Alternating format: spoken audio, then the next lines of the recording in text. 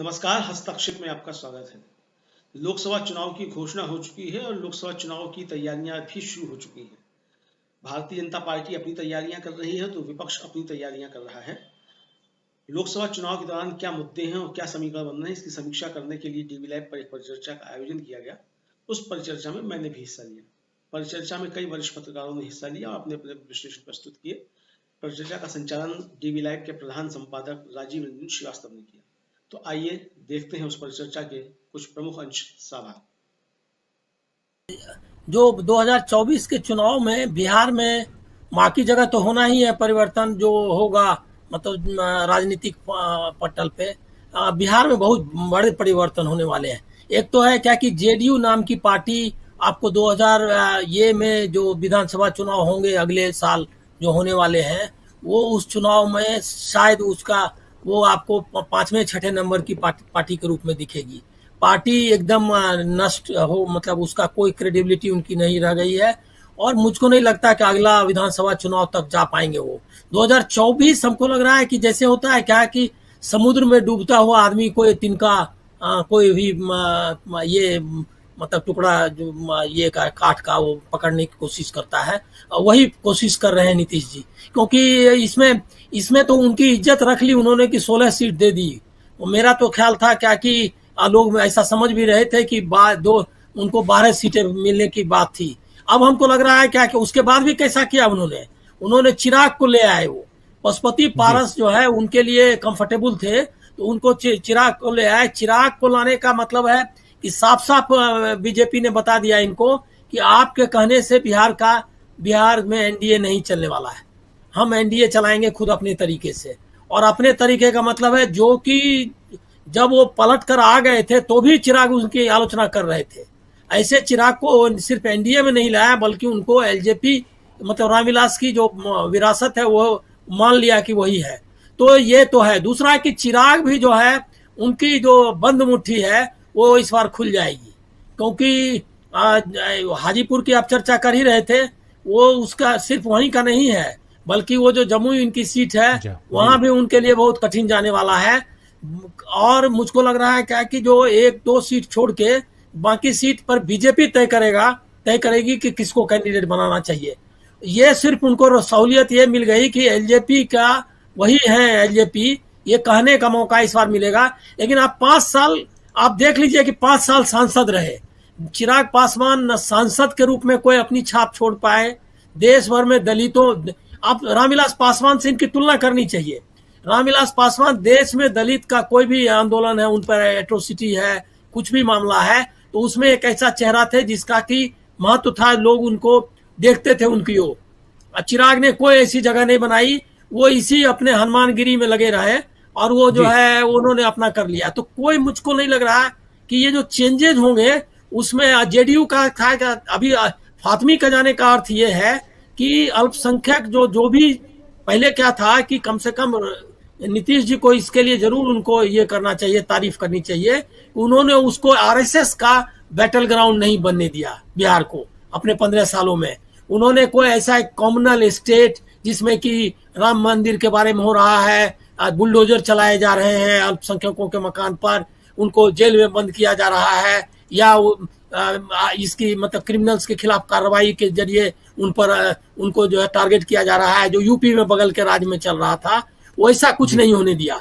इसके लिए जरूर तारीफ की जानी चाहिए। लेकिन अब वो जो है वो उनका वो खत्म हो गया फेज। ये देखना है इस बार कि 2024 के चुनाव में नीतीश हिंदुत्व का राग गाते हैं या नहीं। और मुसलमान तो उनसे अलग हो ही चुके हैं।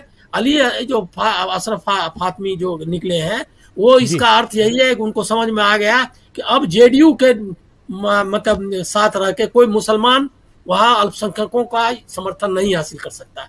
तो ये चेंजेज है और ये हमको लग नहीं रहा है क्या कि इसको न बीजेपी संभालने में ये है संभव है उसको।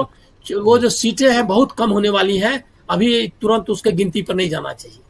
बिल्कुल आप सही, कैसे साफ दिखाई दे रहा है कि कैसे और अलग अलग राज्यों की समीक्षा कीजिए आप। अलग अलग राज्यों राज्यवार अगर चर्चा कीजिए और उसके अंदर से अगर निकालने की कोशिश कीजिए तो आपको साफ समझ में आएगा कि जो बातें जितनी आसानी से कही जा रही हैं उतना आसान नहीं है इस बार का चुनाव, और उसमें भी उतना आसान नहीं है बीजेपी का तीसरी बार सत्ता पर काबिज होना। आना चाहता हूं अनिल सिन्हा साहब आपके पास। अनिल जी, कैसे आप देखते हैं इस समीक्षा? बहुत ही एक गंभीर समीक्षा। आगे बैठेंगे हम तो उन आंकड़ों को भी स्क्रीन पे लेके आएंगे, उन तैयारियों के साथ बैठेंगे, लेकिन आज हम बिना उन तैयारियों के, लेकिन बात बहुत इंपॉर्टेंट इसलिए क्योंकि चाहे महाराष्ट्र हो, बिहार हो, आप झारखंड देख लीजिए या आप उत्तर प्रदेश ही देख लीजिए, इधर मध्य भारत के और भी राज्य, गुजरात है, राजस्थान है, छत्तीसगढ़, मध्य प्रदेश, बहुत आसान नहीं है। 100% आप स्ट्राइक रेट पे नहीं जा सकते।